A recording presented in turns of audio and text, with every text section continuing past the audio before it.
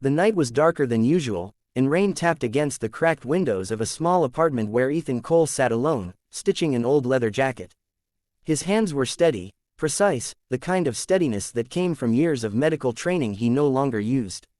Once a brilliant trauma surgeon, Ethan had walked away from that world 5 years ago when his wife, also a doctor, died in an accident he couldn't save her from. Now, he lived quietly, raising his 9-year-old son, Noah, in a rundown neighborhood, working as a mechanic to survive. Life had taught him 2 things: never look back, and never expect help. But fate wasn't done with him yet. That same night, miles away, Claire Hart, a respected emergency physician known for her charity work, was driving home from a late shift at the hospital. Her phone buzzed. She reached for it, glanced down for just a second, and that's when the van slammed into her car. Tires screeched, metal crunched, and before she could scream, a hand yanked her out of the wreckage. The last thing she saw before losing consciousness was the word, "Help," written in blood on the inside of the van's door. Hours later, in a remote warehouse, Claire woke up tied to a chair, her head pounding. Her kidnappers weren't ordinary criminals, they were desperate men running an illegal organ trade ring. She was valuable to them, not just as a ransom target, but as a skilled surgeon who could be forced to operate on victims. Back in the city, Ethan was closing his garage when he noticed a black van skid into an alley nearby. 2 men got out, dragging someone inside. At first, he wanted to ignore it. He'd promised Noah he'd come home early. But then he heard it, a faint, terrified cry for help. That sound pierced something deep in him. His instincts, buried for years, came roaring back. Ethan quietly followed. Inside the warehouse, he saw 3 men arguing around a woman tied to a chair. His breath caught. She looked bruised, scared, and familiar. It took him a moment to recognize her from a local news interview. Dr. Claire Hart, the doctor who had once saved a dozen people in a highway crash. Now she was the one in danger. He crept closer, using the shadows. When one of the kidnappers stepped outside to make a call, Ethan moved fast.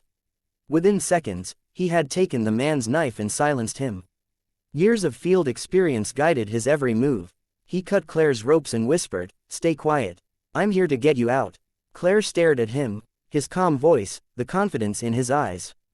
"Who are you?" she whispered. "Someone who can't watch another innocent die," he said simply. They slipped toward the back exit, but a creak from the floor gave them away. Gunfire erupted. Ethan shoved Claire behind a metal shelf, shielding her with his body as bullets struck sparks from the walls. "Stay low," he ordered, scanning the room. Using a wrench from the floor, he hit a gas pipe, creating a burst of steam. Under cover of fog and chaos, he grabbed Claire's hand and ran. They barely made it to his truck when another van roared after them. Ethan's heart pounded. He hadn't driven like this since his military days. He took sharp turns, skidding through rain, until they lost the pursuers. When they finally stopped on a deserted road, Claire looked at him, soaked, bleeding from a graze on his arm, yet steady as stone. "You knew what you were doing back there," she said. "You're not just some mechanic." Ethan looked away. "Not anymore," she pressed. "You were a doctor, weren't you?" He sighed. "Used to be. A surgeon. Until I lost someone I couldn't save." Her expression softened. "I'm sorry." They sat in silence for a moment before Ethan tore his shirt and began dressing his wound.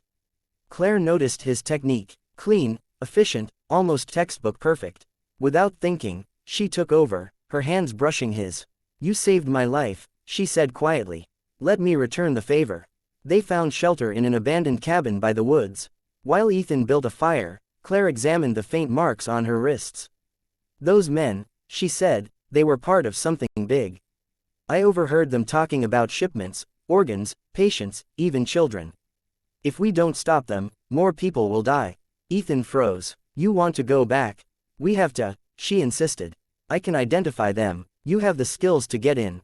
Together, we can end this." Ethan shook his head. "I can't risk my son's life again." Claire looked at him, really looked. "You already risked it when you went in there for me. You may have stopped being a doctor, but you never stopped being a hero." Her words hit harder than any bullet. That night, while Noah slept in the next room of the cabin, Ethan stared into the fire, torn between fear and duty. He had sworn never to enter a world of pain again. But deep down, he knew, he couldn't turn his back this time. By dawn, his mind was made up. They prepared, Ethan using his mechanical skills to modify an old van into a mobile medical and surveillance unit. Claire collected medical supplies, mapping the kidnappers' likely route. As they drove toward the docks, where the next shipment was scheduled, the air grew tense. Ethan's phone buzzed, an unknown number. A distorted voice said, "We know who you are, Dr. Cole. Turn around if you want your boy safe." Ethan's grip tightened on the steering wheel. He glanced at Claire, then back at the road. "They found Noah," he muttered. Claire's hand found his. "We'll get him back, I promise." When they reached the docks, the night was eerily silent. Ethan hid Claire in the van and slipped inside the warehouse through a side entrance. Inside were rows of operating tables, cold steel instruments, and terrified captives. He recognized the leader, Victor Hale, a former paramedic turned criminal. "Cole," Victor sneered, "the fallen surgeon, still trying to play the hero." Ethan's jaw clenched. "Where's my son?" Victor grinned. "Safe, for now, but if you want to see him again, you'll help me finish tonight's procedures." Ethan's blood ran cold. "You're insane." "Maybe," Victor said, "but you know the value of precision. Do this, and I let the boy go." Meanwhile, Claire, unable to wait, sneaked in through the back. She found Noah locked in a room, terrified but unharmed. "Your dad sent me," she whispered, breaking the lock with a crowbar. "We're getting out." But alarms blared. Victor had seen them on the monitors. He shoved Ethan against the table. "You betrayed me," he roared, raising his gun. Ethan reacted in a flash, twisting Victor's arm, the gun firing into the ceiling. The chaos gave Claire and Noah a chance to run. Ethan tackled Victor, fighting brutally. The years hadn't softened him, every punch carried the weight of buried pain. Finally, he pinned Victor down. "This ends now," he growled, disarming him. Police sirens wailed outside. Claire had managed to send a distress signal before entering. The kidnappers scattered, but most were caught. Ethan stood over Victor, chest heaving. "You wanted a surgeon," he said coldly. "Then I'll show you how one cuts evil out for good." When the police stormed in, Claire ran to Ethan and wrapped her arms around him. "It's over," she whispered. "You did it." Ethan's eyes softened as Noah clung to his leg.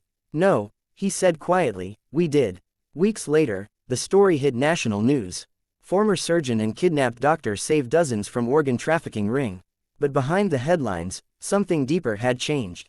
Ethan returned to the hospital, not as the broken man he once was, but as someone reborn.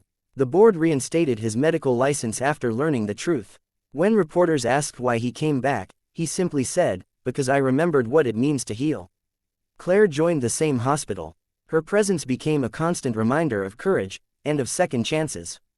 One evening, after a long shift, they stood outside the hospital watching the sunset.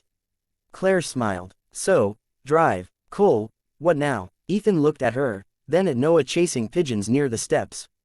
"Now," he said softly, "we start living again." She touched his hand. "You could have walked away that night. Why didn't you?" Ethan met her gaze. "Because saving you, saved me too." As the wind carried the smell of rain across the horizon, they stood together, two souls scarred by loss, healed by courage, and bound by fate. Months later, Ethan opened a free medical clinic in the same neighborhood he once struggled in. Claire ran it with him, their bond growing stronger with every life they saved.